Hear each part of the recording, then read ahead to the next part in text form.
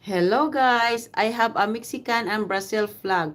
Oh wow, that's nice. Brazil and Mexican flag. So you have two flag.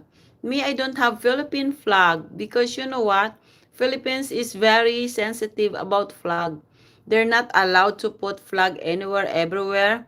Unlike in Canada, if you have flag, if you are, it's look like you are very proud to be a Canadian. So I like the Canada's flag. I can buy everywhere. Thank you to my 19 likers. Hello guys. Big shout out to everyone.